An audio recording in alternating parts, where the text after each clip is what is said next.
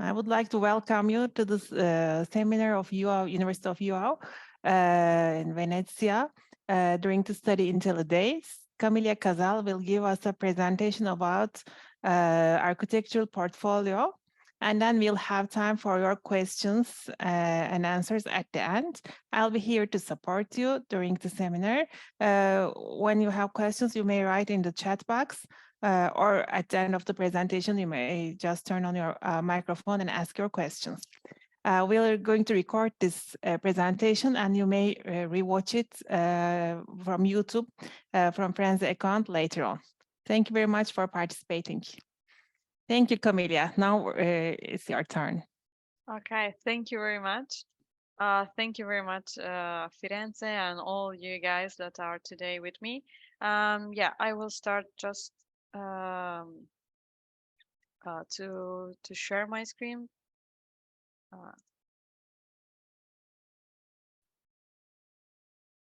Okay. Yes.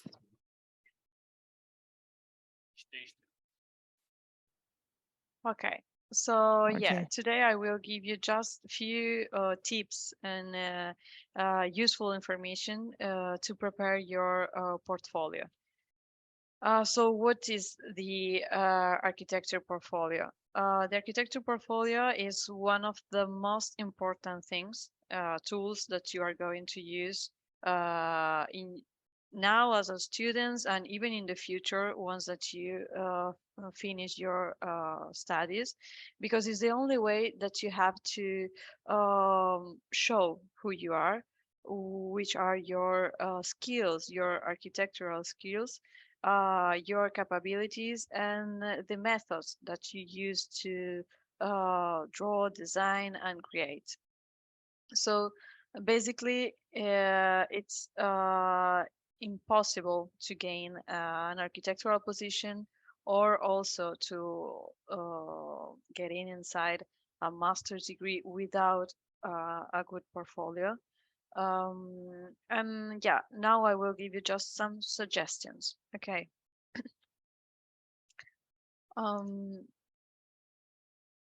So what we will talk about today, we will see what is an architectural portfolio, what your portfolio should show, the things that you don't have to be missed in the portfolio, the goal. That's the most important thing that when you have to create a portfolio.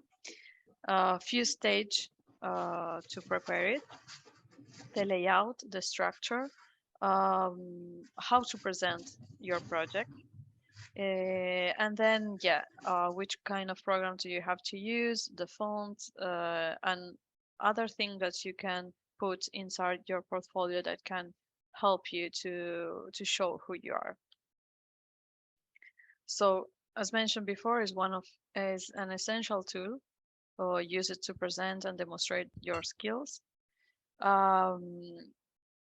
will present your interest and your passion about the subject, so about architecture and your studies, and is the only item that you have to physically provide evidence about your abilities. So it's very important, and it's something that you have to work on it. Very focused on the goal. The portfolio should show a clear image of the range, amount, and the diversity of your architectural skills, your knowledge, and your current experience.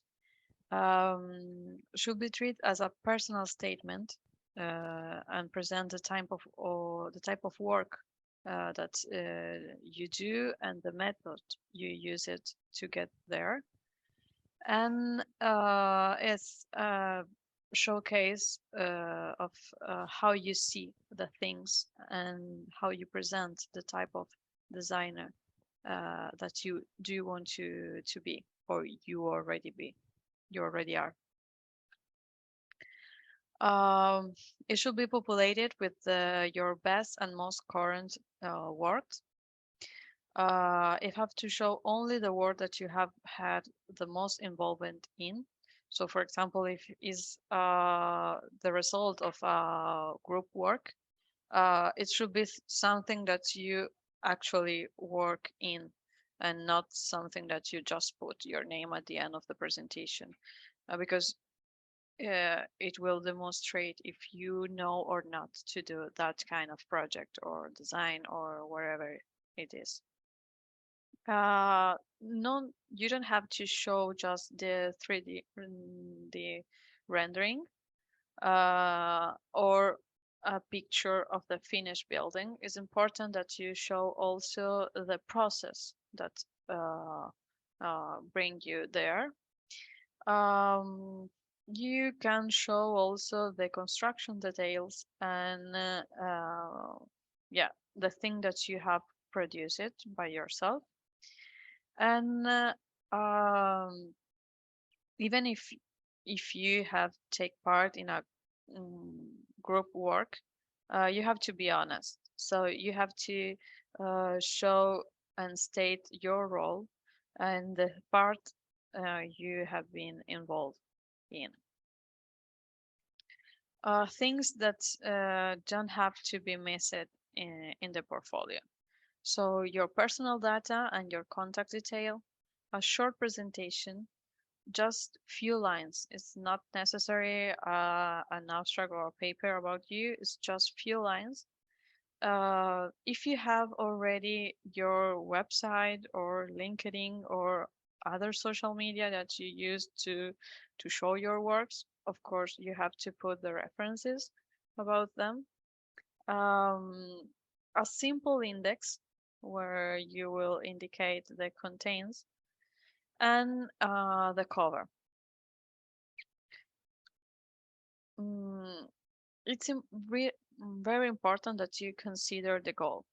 So before start to preparing your portfolio, you have to consider the purpose. So for which you are preparing it, who is going to read it, because based on that answer, the portfolio can be different. Okay, so before organizing, you have to study the other people that will read your portfolio. So if it's an academic position or a professional one, you have to study the program, the university, the job position, the philosophy of the company. So yeah, you have to have a really good knowledge of the other part, the other side that it's going to check your portfolio, because your portfolio have to always be in line with the role you are proposing for. So basically, you are not going to prepare one portfolio for all the jobs or all the programs that you are going to apply. You should change it as the CV that you change every time based on the position you are proposing. You have to change also the portfolio. The steps, the basic steps that you have to follow to prepare it. Of course, choose your project. Select an appropriate drawing and images. Choose the format. Create the portfolio, so put everything together. Arrange a visual format, because all the portfolio have to have the same visual format from the beginning to the end. And the last thing to do is create the cover. In terms of layout, you have to study it before arranging the content. The portfolio have to communicate to the reader the way you think, how you think the spaces, and how it will contribute to create new impressions and a good impression of you. Usually I suggest A4 horizontal layout, because nowadays usually the portfolio is always checked by computer, so you have to think that there is no need to zoom or to move from one part to another of the page to see all the projects. So it's better if you organize your portfolio in an A4 horizontal. In this way, the people that will see your portfolio will have an immediate idea of the page and all the contents inside it. So yeah, you have to set the format vertical or horizontal and the media you use. Nowadays, usually it's more common computer, so a PDF or an online portfolio. The paper is not so long. It's not used anymore. You have to design an introduction page that can be adapted to each of your projects.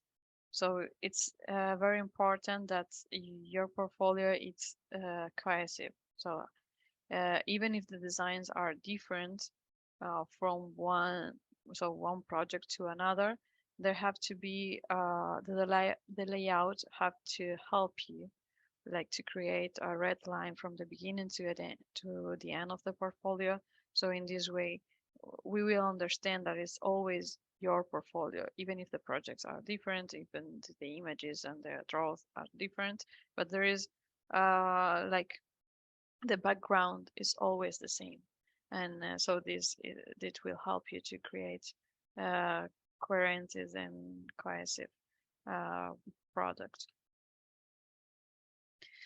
You have to decide the order of the project. So if you want to go like timeline, so from the newest to the oldest, or the oldest to the newest, or if you want to show before the project that are more related to the professional position or academic position that you are applying for, and at the end the project that are less relevant and related to the position you are applying for, but in any case will show you some abilities and things about your personal preparation or not. So there are different orders that you can choose.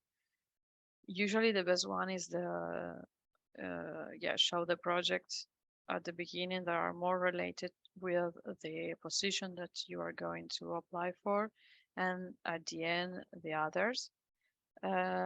Or for example, if it's for a master or to study, there if the master have not a specific orientation, then you can decide to use also the timeline order. As mentioned before, you have to think that you are telling a story. So you have to follow a logical thread from the beginning to the end. In this way, also the reader will understand and follow the thread. And then, it's always about how to target the portfolio and the selection of the content. So it's very important the study before the beginning of the to create a portfolio. And then one thing that I always like to mention is quality and non-quantity. So it's not important how many projects do you put. So there's no need to put 20, 50 projects. But the only thing important is about the quality. I used to say less is more, that probably you already know by Van der Rohe, it's an architect, because it's true. It's more important the quality, not the number of projects, but the quality of them. In the description of every project, you have to specify the title and the location of the project, a very short description, just few lines. Then the indication of the type of work performed. So if it was an academic work or a professional one, and the indication of the working group. So in this case, you have to clearly indicate your individual contribution. How to present the project. So there are many types of many kind of ways to present your project. So you can use photograph in the studio, in the context, technical details, 3D models, prototypes, or frame structured from a video. So this is on you. You are free to choose the best way to show and present your project. The only important thing is that the material has to be a good quality, but no so weight, because usually nowadays we send the portfolio by email or it's online in our website. So the pictures have to have a good quality, but also a good way, because we have to be able to send it and to download it.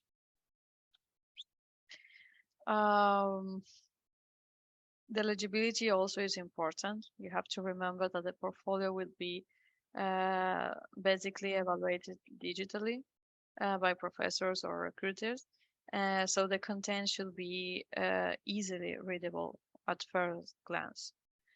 So without scrolling and screen enlargement. So it's what I mentioned before. It's best if you use as a format an A4 horizontal, because you will be sure that the full page will be fit in the computer screen, and there is no need to scroll or zoom any part of the portfolio.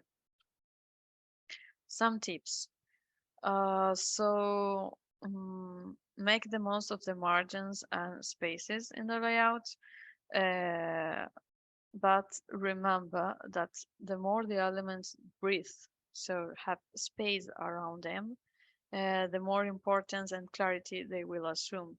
So even if you use all the spaces and the margins of your page, remember that there is no need to fill all the spaces, because even if you leave some spaces between images, descriptions, and so on, it's better, because the reader will understand better the things that you are showing them. So yeah, if you set the margins and the spaces, this will help the reader to focus on the most important contents on your portfolio. Always double check the grammar, the spelling, if you put the numbering of the pages, check them, because sometimes we don't think about them. We only think about the images, but even if there are some grammar or spelling errors, that could be important for the recruiter. Which programs you should use? Many of you used to use Adobe Photoshop to lay out the portfolio, but it's better use InDesign or Illustrator, because in this case you have it's more easy to formatting multiple page tables and documents. If you don't have Adobe, there are some open sources alternative as GIMP, Scribus, and Inkscape that also are useful to prepare your portfolio. In terms of fonts, you have to limit the number of different fonts that you use, so no more than 2 or 3 maximum.